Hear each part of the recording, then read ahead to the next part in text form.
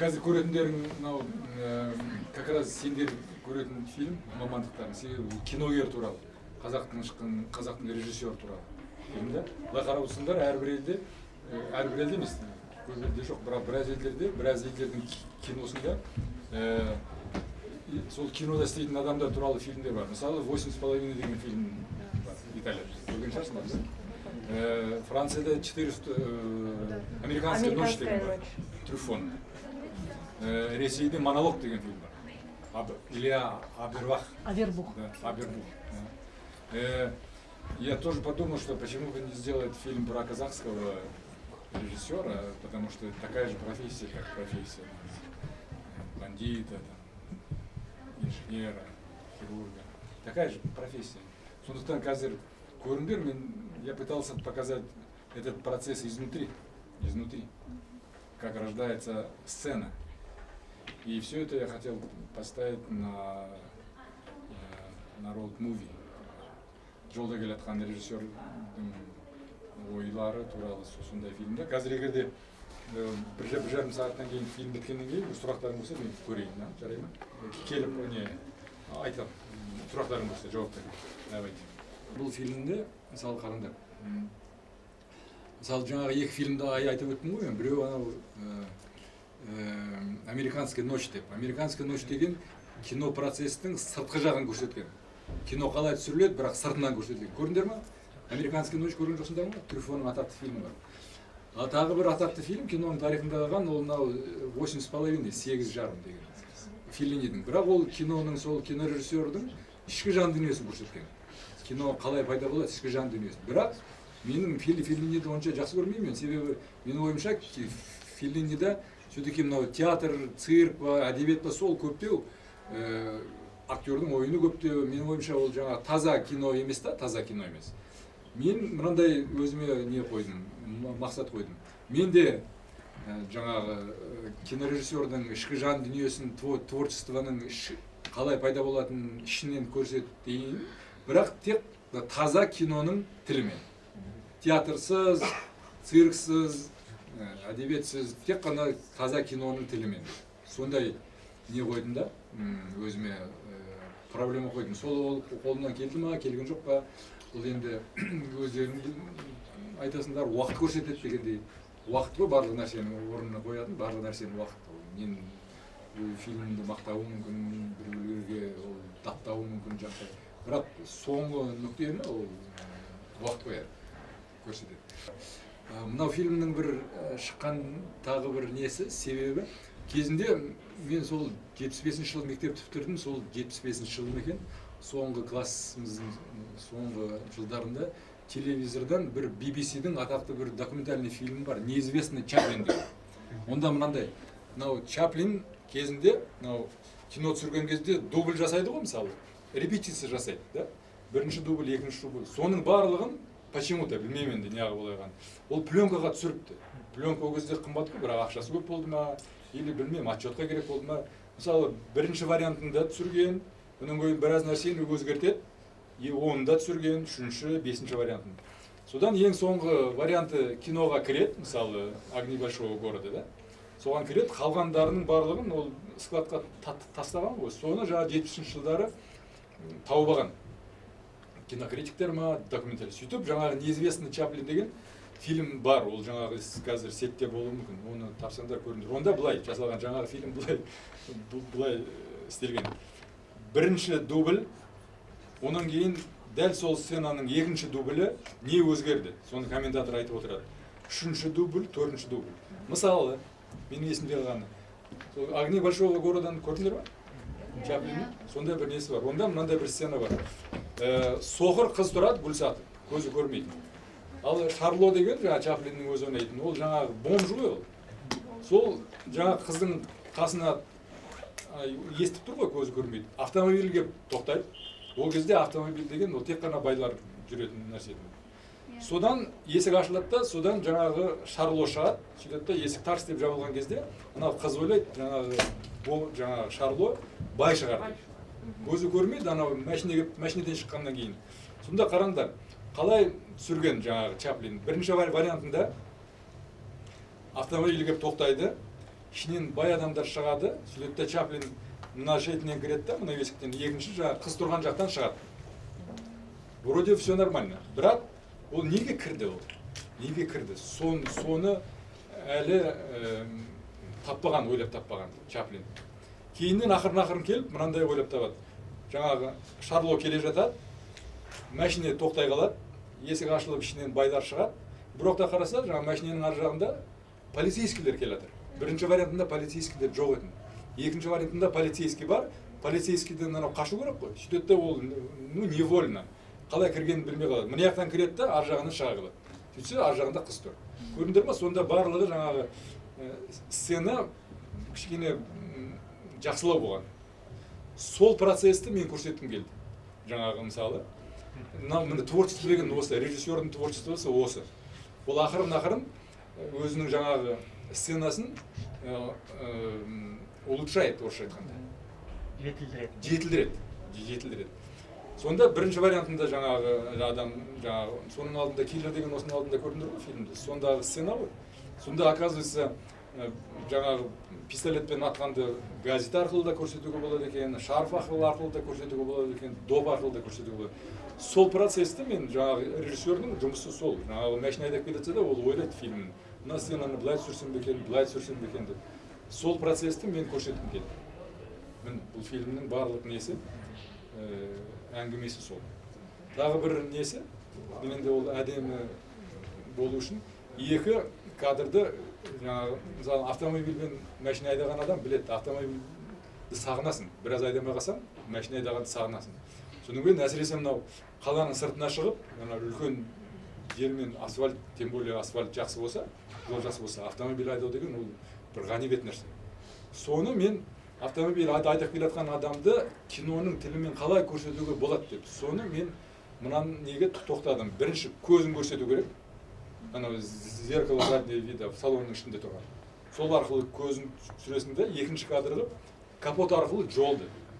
Бітті, басқа нәрсе керек. Сол екеуін бір-біріне монтаждасаң, міне кино деген менің ойымша осы. Бұдан артық ешнәрсе керек жоқ. Оның мысалы, чистый кино болатын болса, сол екі-ақ кадрмен киноны түсіруге болады. Сол жаңа чистый кино болып шығады. Ішінде театр бар ма? Жоқ. Әдебиет бар ма? Жоқ. Живопись бар ма? Жоқ. Музыка бар ма? Жоқ. Просто көз и капот арқылы автомобиль жол. И жаңағы шинаның несі. И плюс еще анау жолда келе жатқанда радио тыңдайсың ғой, радиодан неше түрлі информация шығады. Соның ішінде жаңағы моңғолдар туралы, міне осы киноның шыққан әңгімесі осы. Басты рөлде ойнаған, бұл жерде біз 3 ай бойы талай қазақтың барлық режиссерін көрдік, скульптурларын, художниктерін бәрін көрдік. Бірақ ана көзінде режиссердің көзі сәл бөлектеу болды. Сондай көз керек болды да, сөйтіп біз ақыры, мен Парижға барғанда бір продюсерінің үйіне қонаққа келіпті, мына жаңа басты рөлде түскен жігіт, ол тәжіктің режиссері Жамшит Осмонов деген. Өзі француженкаға үйленіп, сол Парижде тұрады. Ол 1-2 фильм түсірді. Бір фильмі «Ангел на правом плече» деген, ол әжептәуір фильм. Сол жігіттің көз есінде қапты мен. Оның кейін анау сәл онша тәжікке ұқсамайды, ол қазаққа да онша ұқсамайды, бірақ тәжікке де онша ұқсамайды, оның бабушкасы ма, прабабушкасы ма китаянка екен. Тәжік пен қазақтың ортасындағы бір. Әрине қазақша білмейді, сондықтан орыс тілінде түсірдік. Тек қана ол емес, енді сөйдеке Алматыда мысалы орысша сөйлейді. Мысалы, мен мысалы қызымда баламда қазақ мектебін бітірді, бірақ бұлай көбінесе олар орысша сөйлейді. Бізде де үйде де почему-то көбіне орысша сөйлейміз. Ол енді факт. Біреулер жасырып айтуы мүмкін. Мен мысалы ондай қулығым жоқ айтып отырмын. Менің ойымша Алматыдағы кино жасап жүргендердің әйтеуір сөйлейтін көбісі, әдебиетшілер әрине олар қазақ тілінде сөйлеу керек қой енді. Ал кинода істейтіндердің көбісі орысша сөйлейді, сондықтан менің ойымша өмірдің шындығы орысша. Дәл осы фильм мысалы қазақ тілінде түсірілсе, басынан аяғына шейін, ол өтірік болатын. Негізгі сұрақтарына жауап беріп қойдым ма? Қазақтың батыры келеді, қазақтың батыры дейміз, атқа мініп алады да келеді. Сол тұстар өзіме аса ұғынық түсініксіз болып Моңғол батыр болып келеді да енді аналар жатысып кетті. Радиода моңғолдар деп айтады түсіне ғой. алмадым мен. жоқ ол радиодан менің ойымша түсінікті, себебі оның алдында именно моңғолдар туралы ол анау бір моңғолдар туралы бір кітап оқыдым. Соның ішінде біраз нәрселер менің осы уақытқа шейін әлі есімде қалған. Именно психологический жаңағы қорқыныш. Адам бірінші кезекте мысалы адам қорқады, онан кейін жеңіледі. Соны жаңағы кісі жазған. Естідіңдер ме, моңғолдар бірінші жаңағы сондай психологиялық әсер етуді үйренген. Мысалы бір қаланы түгел өлтіреді да, бір екеуін әдейі тірі жібереді. Аналар барып екінші қалаға айтады. Екінші қалаға моңғолдар келгенде аналар уже аяқтары дірілдер, себебі аналардың айтқан әңгімелері анау екінші қаланың адамдарына әсер етеді. Оны уже олар анау қорқып отырады да. Соны мен көрсеткім келді. Оказывается, көрдіңдер ме, ана даже жат десең жатады, ол тұрмай жатады. Себебі до того қорқытқан, моңғолдардан қорққан. Себебі олар көп қалып қоймаған ғой, қанша бір 30-40 мың моңғол бүкіл дүниежүзін жаулап алды. Жаңа кісінің кітаптың версиясы бойынша, енді мен ол кезде өмір сүрген жоқпын. Соны мен көрсеткім келді. Бинуэль мен Сальватор Дали өзінің түстерін күнделік арнап жүргізіп отырған. Сіз осы әр фильміңізде түс көреміз, жаңағы оқиғадан бір үлес бір-біріне жалғасып кете береді, бір бөлінбейді. Сіз өзіңіздің түстеріңізді арнайы жазасыз ба, әлде фильмді түсіру барысында немесе сценарий жазу барысында ойдан шығарып есептеп кіргізесіз бе, әлде өзіңіздің түстеріңізді енгізесіз бе? Жаңағы мысалы моңғолы бар түсті мен жаңа кітаптан алдым. Оның авторы есіме түспейді. Кітаптан алдым. Ал анау жаңа премьераға келген кезде басқа фильмді қойып жіберетін сондай сцена бар ғой, осы фильмде емес? Иә, осы фильм. Оны мен ол түс маған кірді. Менің ойымша ондай түс примерно, сюжет ондай болмаса да, сондай менің фильм ешкімге керек болмай қалады деген түс менің ойымша барлық режиссерлерде бар. Менің ойымша. Себебі ол рискованный профессия ғой. Ол тек қана режиссерлерде емес, әдебиетшілерде де, музыканттарда да. Себебі қорқасың ғой, ешкімге мало ли что саған қызық, басқа біреуге қызық болмаған.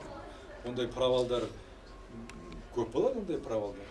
Язеланияның бір Шпанята деген ба, или бір фильмі бар, режиссер туралы. Сонда да примерно сондай сцена бар, жаңа ешкім қалмайды. Өзі режиссер, жас режиссер ғой, есіктің алдында тұрады, шығып жатыр да. Полный зал шығып жатыр. Бірақ та қазір мен шатастырмасам, фильмді тоқтатып тастай ма, или ең соңында ешкім қалмай ма сондай. Ондай қорқыныш елдің бәрінде бар. Менің ойымша бұл жерде өмірге келеді. Бұл жанр тұрғысынан қарайтын болсақ, сіздің фильміңіз жол фильмі. Яғни road movie дейді. Атамекеннен кейінгі, бәлкім қазақ киносында түсірілген екінші фильм шығар. Яғни барлық оқиға жолда өтеді. И қалай ойлайсыз, біздің қазақ киносында, не болмаса сіздің осы фильміңіздегі жол тақырыбы басқа кинолардағы жол тақырыбынан қандай ерекшелігі бар? Негізінде жол киносы бұл Холливудтың жанрларының бірі. Тіпті вестерн фильмдер ең алғаш жол фильмдерін түсірген болатын.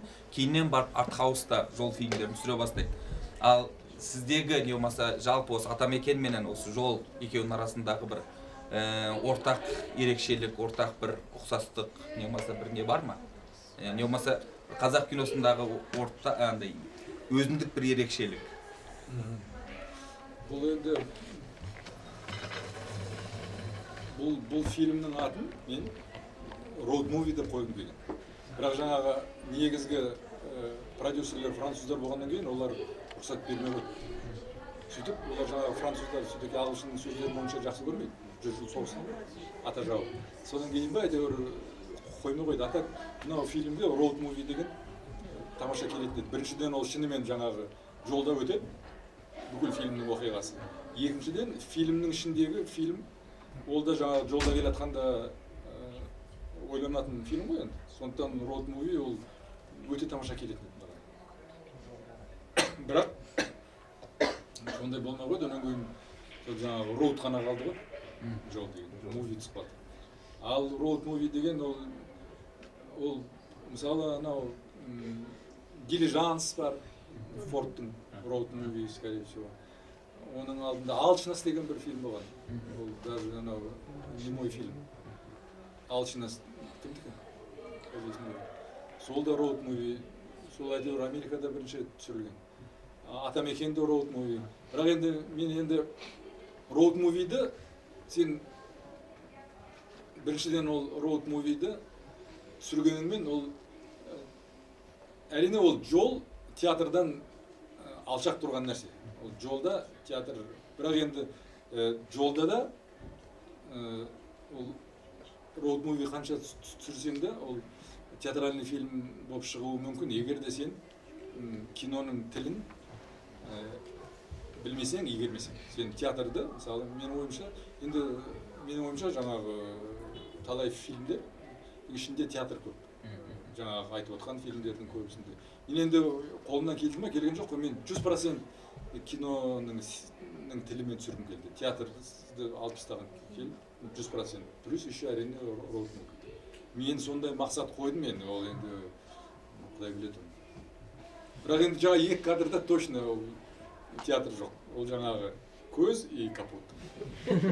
Менің ойымша таза киноның тілі осы. Сізде болса осы екі фильмде де стрелка әрі алға қарата кетеді, жаңағы неге бара жатыр, әрі сонымен бірге, иә, флешбек те бар. Жаңағы сізде мысалы тіпті сіз монғолдарға дәуір барасыз.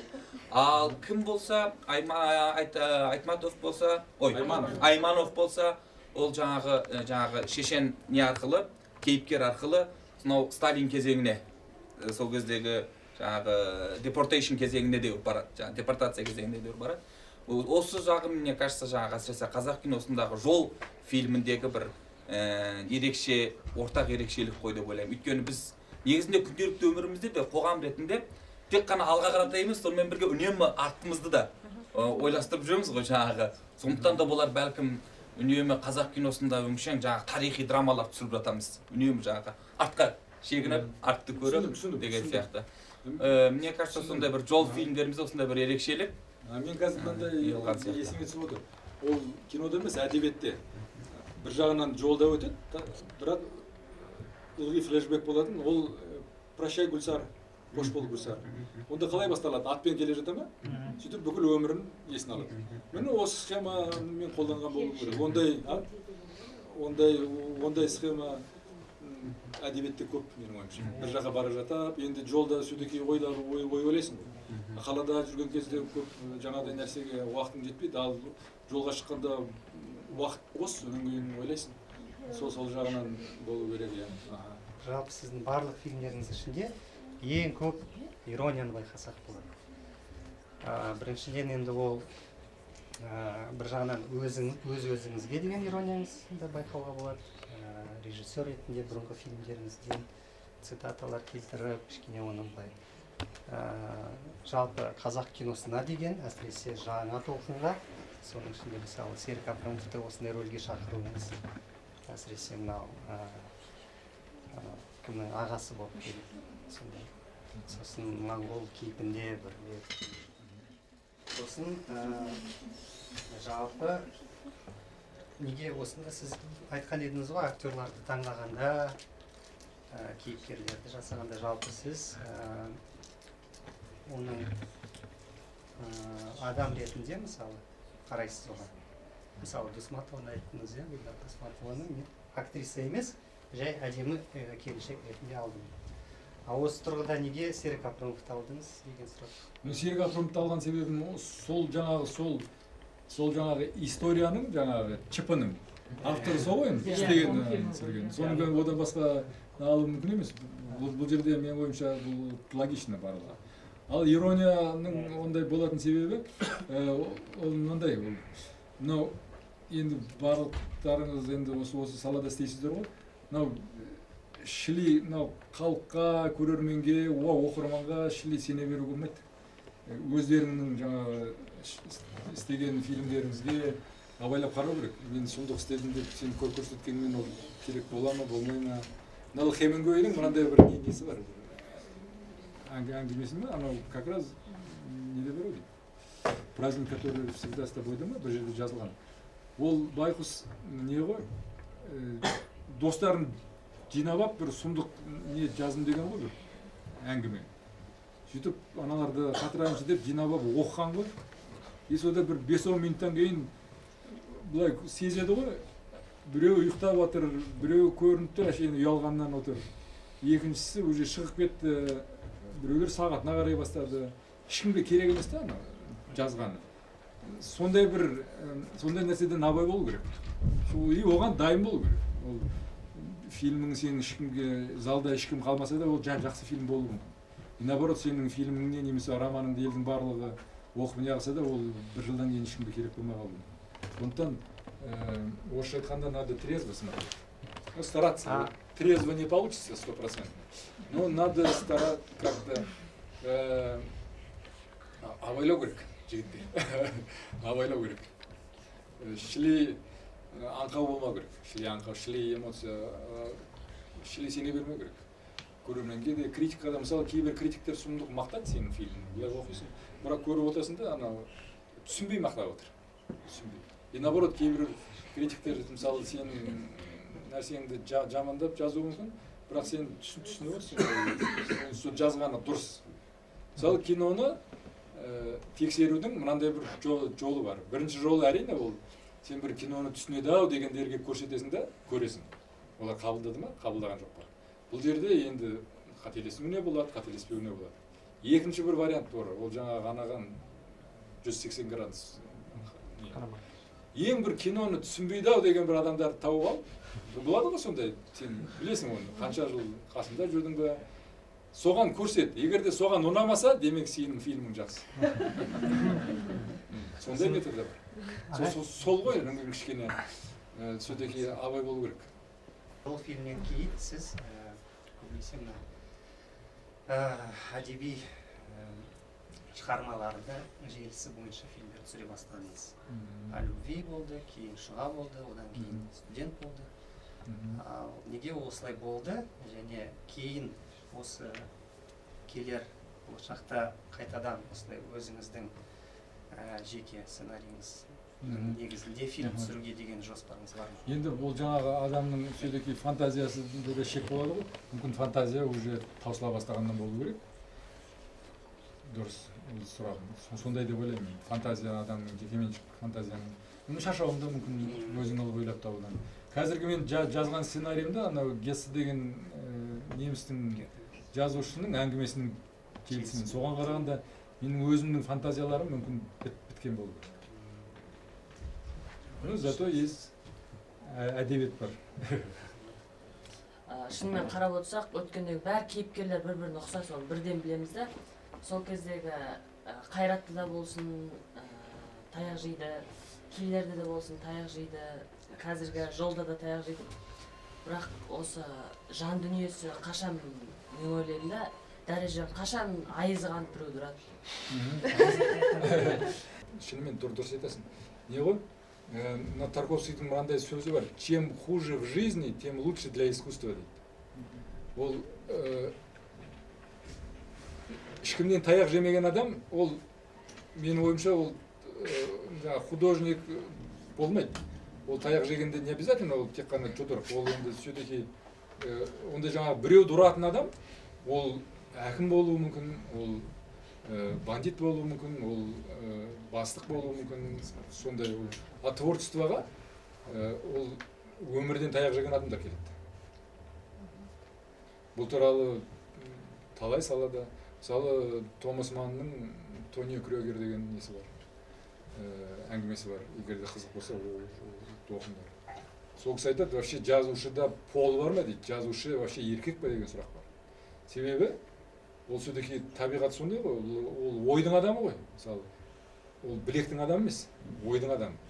Хотя кейбір режиссерларда жаңағы кейбір фильмдер бар, мысалы Ақтан Абдықалықовтың фильмдерінде мысалы көбінесе төбелесті көрсетеді ол. И жаңағы басты рөлде персонаж ол көбінесе ұрады біреуді. Ол характерге байланысты болуы мүмкін. Менің характерім все-таки адамды ұру деген қиын нәрсе ғой все-таки. Мен кішкентай бала кезімде, кейіннен де біраз болды. Мен де таяқ та жеген шығармын, бірақ біреулер жаңағы қол жұмсағанды болды. Қазір енді соны естіген, даже есіме алған кезде де как будто жаңағы өте қиын. Біреуді ұрғаннан гөрі сол ұрылған дұрыс ау. Біреуді ұрған деген қиын нәрсе ғой. Соның кейін болуы мүмкін. Менің характеріммен байланысты. Мүмкін ол жұмсақ характерден болуы мүмкін. Как я понял, вы провели такие параллели между непосредственной дорогой, да, к матери, как он едет, и параллель такая, как размышления и тяготы режиссера вообще как профессии. И вот в конце то, что он не успевает все-таки увидеть свою мать, какой-то подтекст вы заложили туда? С чем это связано? Вообще, этот сюжет, этот конец я тоже взял из жизни. У меня один родственник, короче, он до того порвал связь с матерью. Короче, у него были проблемы. Его жена то ли его не пускала, то ли враждовала. Короче, земляки были очень обижены тем, как он относится, единственный сын, к своей матери. Видимо, забыл ее, годами не приходил. И говорят, я это слышал, говорят, когда она умерла, они его похоронили без него. И потом только дали. Когда он пришел, может, через месяц, через неделю уже похоронили. До того они были злы на него, родственники. Может быть, были там другие, более близкие родственники.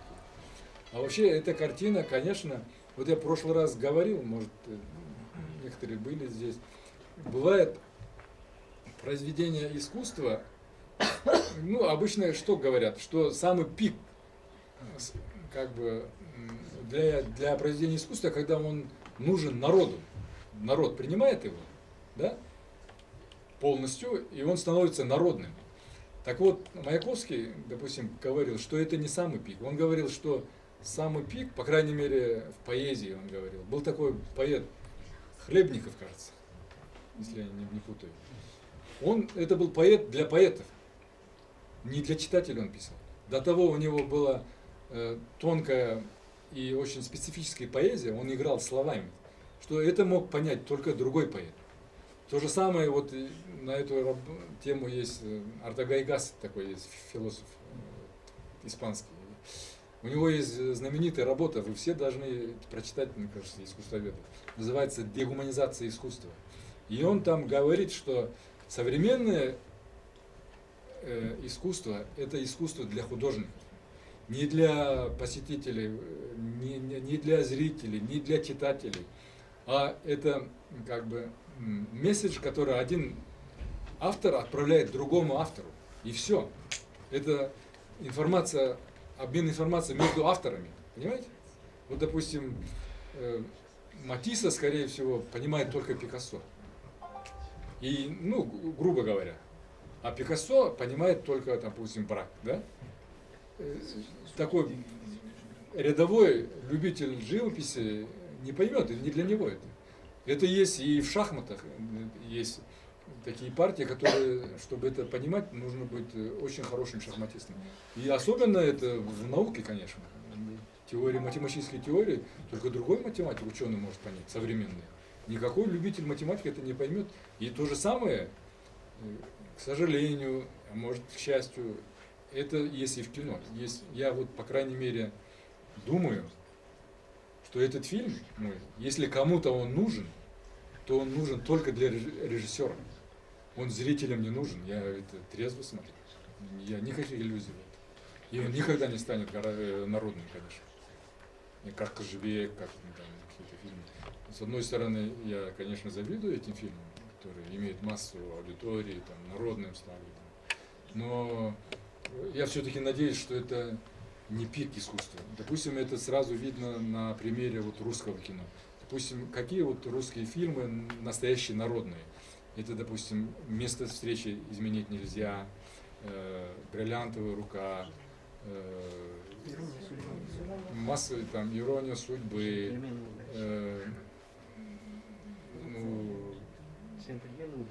«Джентльмены удачи», масса, даже «Мимино». Даже до того они стали народными, что некоторые фразы, там, «Пешком постою», там, «Лариса Ивановна хочу», они уже стали народными. Вот это вот вроде бы это самые народные, да? Что еще можно мечтать, да? немножко. Но эти фильмы по сравнению с фильмами Тарковского, это просто чепуха. С точки зрения киноязыка, если высокого искусства смотреть, пик искусства это не эти народные фильмы, которые действительно стали народными, а, допустим, фильмы «Сталкер». Вот, допустим, да, вершина русского кинематографа, это, наверное, ну, допустим, «Сталкер». Но «Сталкер» никогда не станет народным. Никогда. Это «Сталкер», это фильм, снятый одним режиссером для таких других режиссеров, как я, как Апрынов, как кто-то. И все. Никогда не станет народным. Анасының бейнесі жаңағы бас кейіпкеріміз үшін бір ауылмен, тамырмен бір байланыс ретінде болды да. Бұл фильмде жаңағы бұның алдында жаңағы ауыл мен қала арасындағы екі ортада жүрген кейіпкер болса, бірде ауылда, бірде қалада, естелік. Бұл фильмде біздің кейіпкеріміз ауылмен қош айтысып, ауылмен соңғы бір байланысын іздетін секілді да. Ол байланыс анасының бейнесі ретінде берілген сияқты. Анасымен қоштасып үлгермеуі, фильм соңында есікті жауып, бір анасынан естелік ретінде бір заттарды алып, қалаға қайтып кетті. Осымен енді болды. Ауылмен бір тамырымен бір байланыстың үзілгенін. Мен ойымша сен дұрыс дегенсің. Мысалы мен Алтынбек Сәрсенбаев деген бір саясаткер болған. Сол кісінің бір интервьюін көрдім телевизорда. Или газеттен оқыдым екен. Сонда ана кісі айтады да, біз ауыл дегенді қоюымыз керек дейді. Қазақтар айтып отыр да. Қанша айтуға болады? Уже қалаға көшу керек. Негізгі проблемалар қалада шешіледі. Қала туралы айтуымыз керек деп. Сол кісінің айтқаны есімде қалды. Мен сол кісімен келісем. Ауыл дегенді қою керек. Тарих все-таки ауылдан қалаға келе жатыр. Ауылдың да өзінің орны болу керек. Мысалы, орыс әдебиетінде, мысалы, деревенская литература деген бір бөлек не бар. Ну, почти что жанр деп айтуға болады. А бізде әдебиеттің барлығы деревенский. Бірақ енді ол тарихи сондай этапта тұрмыз ғой, все-таки әлі қалаға көшіп. Бірақ жартысынан көбі Қазақстанның халқының. Жартысынан көбі көшті халық. 55% қалада тұрады. Бірақ енді мен ойымша қалада не қалада тұр сен? Қаланың ойын ойла, қаланың фильмін түсір. Ауылды жақсы көріп, барлық ауыл десең, онда ауылға барып тұр. Өнер мен ғылымның айырмашылығы мынада. Өнер барлық халықта бар. Ғылым барлық халықта жоқ. Тек қана дамыған халықтарда бар. Дамыған кино да сондай. Мысалы, кино өнері тек қана дамыған творческий халықтарда бар. Ал кино барлық халықта бар. Сондықтан мен ойымша авторский кино, мен айнасам десеңдер, онда бұл қаланың ойын ойлау керек. Қалаша сезім керек.